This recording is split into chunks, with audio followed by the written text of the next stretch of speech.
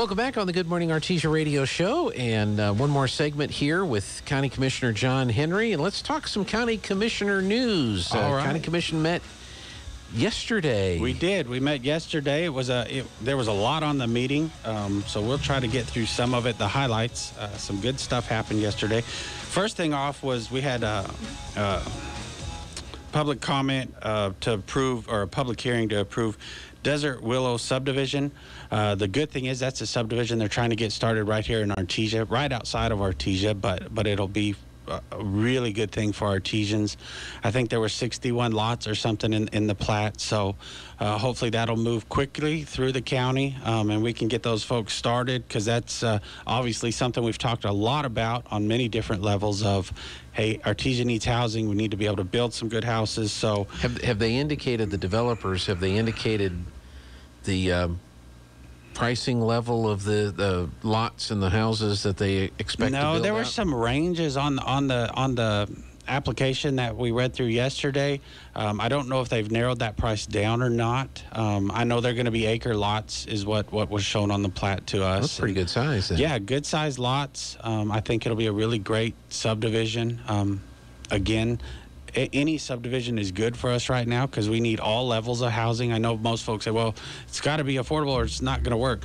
Well, yes and no. I mean, any kind of housing helps, because then you're going to have buy-ups and everything else where folks are moving from where they are up to maybe something different. And right. So it would free your market up a little bit, which will be really important for us to get some movement. You know, there's a little movement now, but if you look at our market compared to others that are hot, our market's hot. It's just compacted hot, in my opinion. So that'll be exciting. Glad to see that going. It did get approved. The preliminary plat got approved yesterday, so they'll work on the final. Hopefully that'll come really fast, and they can get to work out there soon. The next really good news, the assessor gave her annual report, and I was gonna go back to my emails. I meant to do that while we were on break. Anyways, we had a huge increase, which I think we all knew we were going to have a massive increase in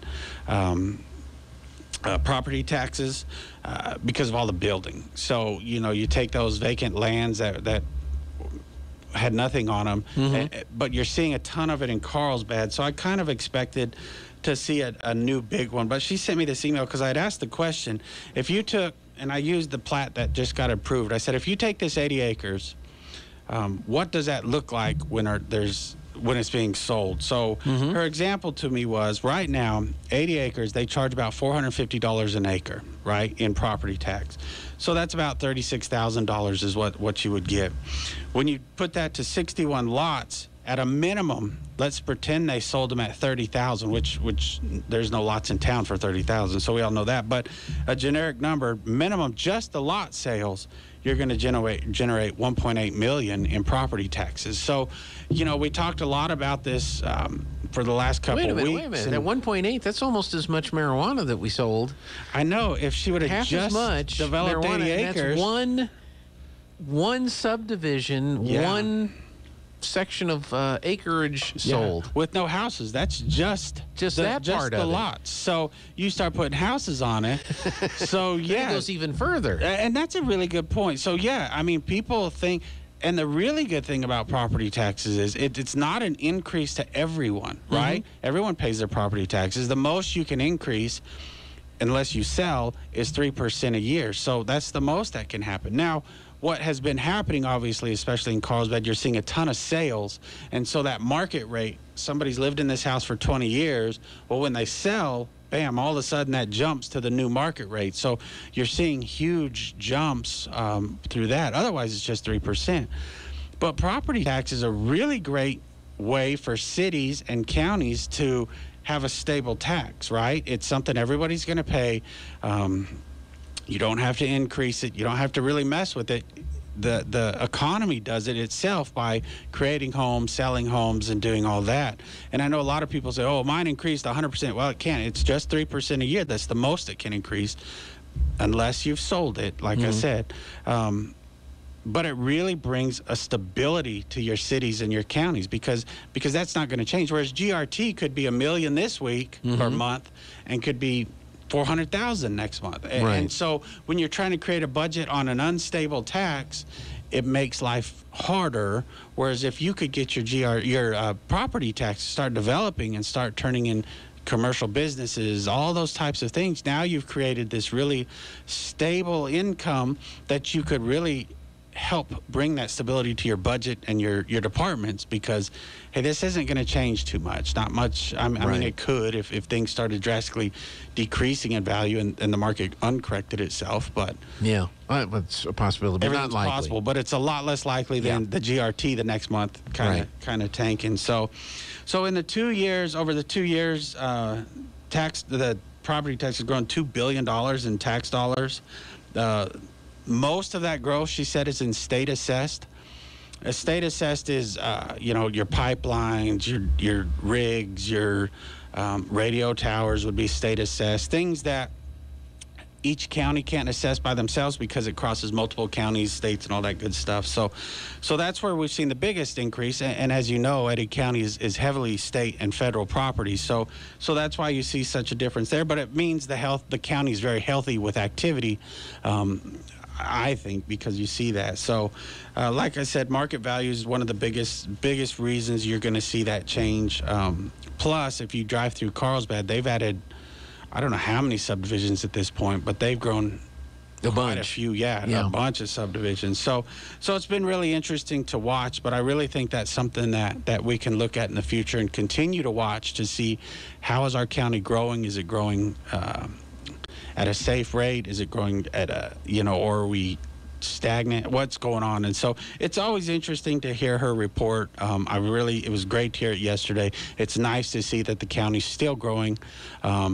It's great that state assessed is so high, because that means our industries are strong, which I think we all know at this time. So great report. There's a lot more to it that we can get into at some other time, or maybe we need to have the assessor here sometime, because it is pretty interesting to hear how it's assessed and how that grows. That'd be good. Yeah. So that was that. The next thing, and I know we've talked about it just briefly, but something that was super interesting to me is, we've talked about what the county's doing we call it take the show on the road, or that's what I call it.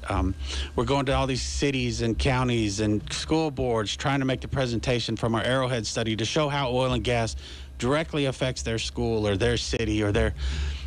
And now what we've done, we ran a campaign, and they picked out 13 counties that are really oil and gas unfriendly. Okay. So out of all the counties in the state, we kind of targeted these 13 counties. And with social media, we just started sending out our messages and our, facts on, hey, did you think about it this way? So out of those 13 counties, 3.2 million people were reached, and there was over 20,000 actions taken, which means you either liked it, you commented, you comment. What's that? Or share. It could have been 3.2 million people in 13 counties, because there's only 2.2 million people in New Mexico. No, but that's what's great. So there's multiple actions taking place on all of these ads a number of times. And that was his point is these 13 counties, you had 3.2 million touched through actions, so multiple hits on them, multiple comments on them. So people were very interactive with what was going out there in the 13 counties. Some of the comments, it shows kind of why these are important to get facts out there, because people are really confused. Well, I'm not impressed with all that money that oil and gas. I mean, this is a generic. This is a comment, but it's not exactly right. Something along the lines of, I'm not impressed. Y'all send all this money to the state. Who cares? We're still last in everything. Okay. Well, we send it. We don't get to tell them how to spend it. That's right. People need to understand, just because we're sending it, that doesn't mean we have any influence. That's what we're trying to do. Y'all need to start influencing. Well, I think the point would be is that if we didn't send the money, the oil industry didn't send that money to the state budget, where would the money come from to pay for the things that are in the state budget? Exactly. Yeah, that's an interesting question. But it's really interesting that people don't make that correlation. They don't understand it. Well, what are y'all doing with it? We're paying taxes. So just like when you pay taxes, I don't know if when you send it in, if you send a note, I want this to go to, and then the government laughs and does what they want. So exactly. People need to understand that. But it's interesting when you do these things to read those comments and think, okay, So how do we explain this to where someone like that might understand? And so trying to redirect that, rethink that through, I think we'll continue this. During the session, they drew a radius around the Capitol, which I didn't know you could do all this stuff. It's super fascinating to me. And we started hitting that with messages. And so you can really, I don't know what that means, but you can really target where you're wanting to send your messages. Well, during that, we had 14,207 hits in there during that time frame. That's a 40%. So out of every message, 40% of the time we were getting some kind of action. And we had 5,962 actions. So that means those legislatures, those folks that were in that building, because that's pretty much all that was there this last time. If you remember, the government locked the people out. So a lot of those actions had to be legislatures and or staff but somebody in there was getting the message. So pretty interesting. I was pretty excited to hear that 40% of those were actually getting hit on and looked at and commented on, or some sort of action was happening on it. So because for that action, not only it's not just reading it. I mean, you had to comment, like, or share, and that counts as an action, which I learned that yesterday. I'm social media dumb, but it's a pretty interesting campaign. I think a lot of people are using social media so much anymore that's a good way to get a message out to a lot of folks. And so I think we talked a little bit about, okay, how do we take this to the next step? Because the commissioners, we did a bunch of videos that they had asked us questions, and those were some of those. So maybe we look at some other folks that can do videos, or just to get the message out and get it out factually and fairly. We're not trying to tell you, oh, you've got to love oil and gas at the end of the day. No, but you need to at least understand why it's important. Trying to correct misconceptions or answer questions like the one that you referenced earlier, where sure, you're sending all that money, but what are you doing with it? Well, we're not doing anything with it. That's your governor. Exactly. That's your state legislature that's doing with that money. Ask that question of the governor. Ask that question of your state senator or your state House of Representative member. That's what the message we try to get out there is, hey, folks, we're sending it. We're still last in schools. We're still last in all this stuff. Help us understand. We're asking the same question you're asking. Why are we sending all this and we're not seeing any kind of resolutions, any kind of fixes or ideas? Or whatever ideas are being proposed are not fixing the problem. We're still last, regardless of these things that we're trying to do with all that money. So interesting. Super interesting. I was fascinated to hear it. Like I said, when you don't know anything about social media, it's interesting to hear how it works, and because then when you're thinking of yourself, you're like, oh, I get it now. I mean, I walked into this building and bam, all of a sudden I'm getting this ad. Well, I'm sure I was targeted somehow. So kind of. That's why I turn all that stuff off on my phone, so they can't track me and they can't know where I'm doing and they can't know where I'm going. As a matter of fact, my phone thinks if anybody sees my phone, they think I'm in Phoenix. Oh, really? Yeah. And so then I don't see all of this other stuff because I turn all that crap off. And see, I don't know how to turn it off, so I got to figure that out. You got an iPhone. I'll be happy to share with you. No, I'm going to have to shut it all down so they quit following me, because sometimes I'm like, this is weird, man. So, and I know we're short on time. Yeah, I got about 2 minutes. I really want to make it quick. We did have our revenue report and our budget versus actuals. I think people really are interested in that. February oil and gas, our GRTs, we were at $6,204,000, which is a really good month for us. No, wait a minute. All of New Mexico did $6 million in pot sales over the week. No, we did $5 million. So we did $1 million more. So you're welcome, Governor.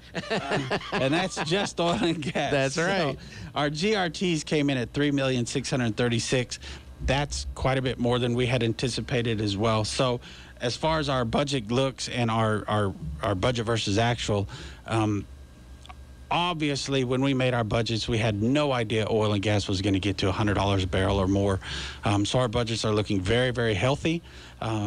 Lots coming in, and I think we're going to have some really great ideas to help make sure we put that money right back into the communities on some projects that have been needed and are needed. So glad to see those coming in strong. Glad that we can continue to work hard for everyone. And focus on what has been important. This commission has done really well, in my opinion. Maybe, I mean, that's just mine. Others have different. On making sure we're safe and making sure we're fixing our roads. We've had a laser focus on that, and I think you'll see that continue. I know I've said it on the radio a few times. I think we're going to have to change some of our focus to buildings and making sure we're shoring up our buildings when we have good times and not wait for bad times, then have to fix a building. So, but I don't think our focus will ever change from safety and roads, and those two coincide so much anyways. But making sure our volunteers and the fire department is taken care of, our sheriff's department, of course, RETA, which is an important dispatch, and a lot of folks don't think about them as part of that safety factor, but they're a huge piece of it. And so just making sure we've done what we need to make sure the county's still functioning and rolling right along. So very good. County Commissioner John Henry, thanks for your time. Yes, sir. Thank you. I appreciate it. All right. We are going to take a break for the news. This is KSVP Artesia.